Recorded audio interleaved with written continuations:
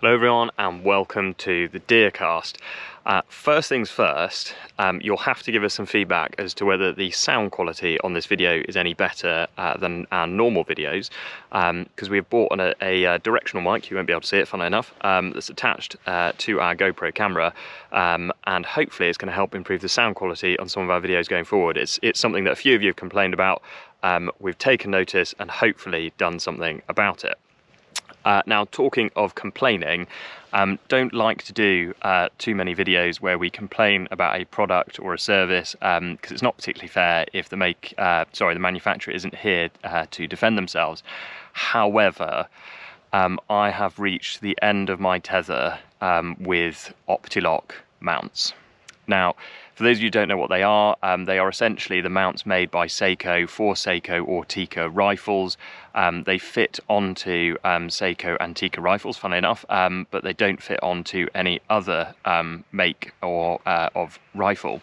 And you're joining me out here today because I've taken the Opti-Lock mounts off my beloved Tikka and I've replaced them with something else.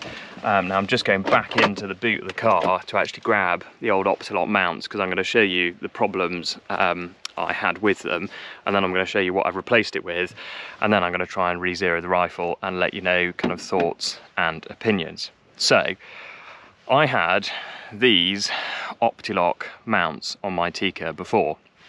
For any of you that aren't familiar with them, they're a two-piece design. You might just be able to see the split there between the ring and the base, and you attach them with a screw that heads up in the middle there, and essentially screws the two bits together. Now, I have had them for maybe 2.5 years. Before that I had a Picatinny rail with a worn mount system on. Stupidly I got rid of that because I thought on a hunting rifle the Opti-Lock mounts looked a bit better, a bit more sort of traditional, so I went for these, got rid of the Picatinny rail and the worn mounts, and it's the worst thing I ever did. I've had 4 bad sort of issues with these. The first, all relate to a loss of zero basically, and that's how I figured out something was wrong. First one was I just had very inconsistent zero, so I'd get the rifle zero, a couple of days later it would be all over the place again. I'd re-zero it and then again be all over the place all over again. Got back home and I basically dismantled the whole rifle, including mounts, scope, everything. I originally thought it was a problem with the scope and I was about to send the scope back. Luckily, well, I say luckily, basically what I figured out was that in the mounts, that screw had come loose on the front set. So you get 2 of these, one for the back, one for the rear, and basically that screw had come loose. So put them all back together, Loctited them, and I thought end of the issue.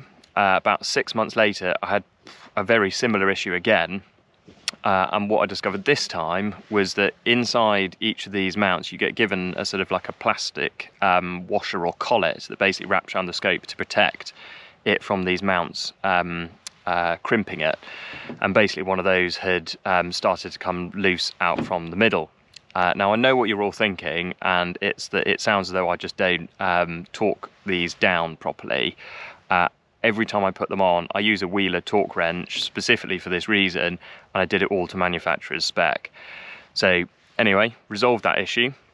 It was probably then about a year or so later, I went to shoot fallow and my shot hit 8 centimetres to the right compared to where I was aiming. Re-zeroed the rifle, I couldn't figure out what was wrong with it, nothing seemed loose or anything like that, and I thought nothing more of it. Then 4 months later, exactly the same thing happened again, and so I took the whole rifle apart. Well, so actually I didn't. I was sat there on my kitchen table with the rifle in front of me, and I was looking at it, and all of a sudden something didn't look quite right, and I'll include a picture in the bottom of this video to show you what I noticed, and that it's that the back mount had crept forward along the rail of the rifle. Now, the front Opti-Lock mount, you may just be able to see it, has a little recoil lug in it there which fits into the receiver to stop it from going backwards or forwards, but the rear one doesn't. And you can actually see, well, you may be able to see, it's on the back one here, some of the finish has actually worn off. So basically what happened twice was it slid forward along the rifle, and I'll include a picture because actually by the final time you can see it's moved quite a long way forwards. So that for me was the end of Opti-Lock mounts.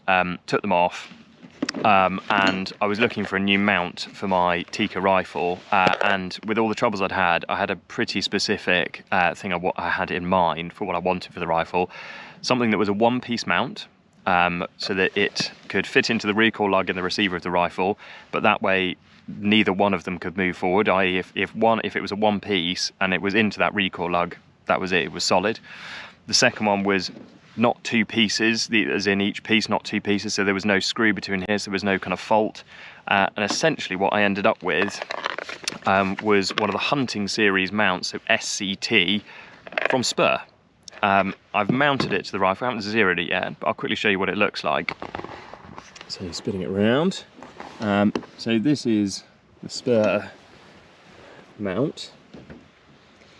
So it's a one-piece design, and essentially the only sort of detachable parts are these two ringed caps here. Now you will notice they're at funny angles, they are supposed to be like that, so don't panic. It sent me back £177 direct from Spuhr. What I would say is that the Opti-Lock mounts probably weren't that dissimilar in price. I think when I first bought them they were sort of 120 all in. So it's not exactly a cheap system. In the box you basically get the mount, you get a really good decent set of instructions. It also has a really nifty scope leveling tool, which I didn't quite understand how to use at first until I did a bit of googling online and watched some videos. And how it works is in here in the base of the mount, you might just be able to see it, is a little groove, and essentially this tool slots in there, and when you're first putting your scope in and kind of torquing it down, essentially that will make sure that the scope is level, which is really, really clever. It seems like a really decent, good mount. I've actually not weighed it to compare it to the Opti-Lock mounts, but in my hands it feels probably similar, if not a touch lighter. So we're going to get it zeroed up now, and we'll see how we get on.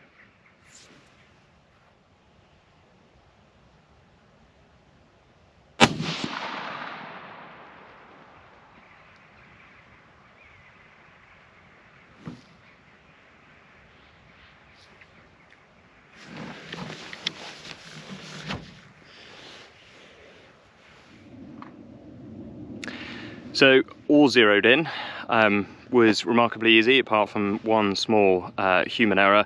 The Leica Amp Plus ballistic turret has 3 grub screws in the top that you have to, once you've got elevation bang on, you loosen those grub screws and you rotate the zero lock, and then you tighten those 3 grub screws back up. I forgot about one of the grub screws, loosened 2, rotated the turret, and then tightened 2 of them up, and wondered why my elevation was suddenly back to where it was at the beginning. It took me a while to figure it out, so stupid mistake, but got there in the end. Really, overall, really impressed with the Spuhr mount. It seems pretty solid. We'll see how it performs over the next sort of 6 months or so, and do a little update video for you all. It just seems like a really beautiful, kind of well-made mount, and hopefully, because it is a one-piece, and the bases and rings are sort of all one piece as well, hopefully I won't have the same issues that I've had with the Optilocks. Interesting to see that Seiko have stopped making or stopped selling Opti-Lock mounts. So whether there is something to do with Opti-Lock mounts, or it's the fact that all their rifles now have Picatinny rails on them, I don't know. I should caveat this, that I did put a lot of this information on Instagram, and a lot of you did contact us and say, actually I've got Opti-Lock mounts and I've never had a problem with them, so don't know what you're complaining about.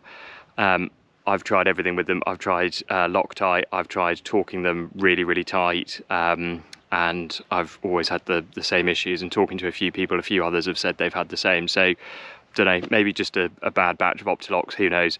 Anyway, hopefully all solved now, yeah, hopefully Spuhr mount for the win.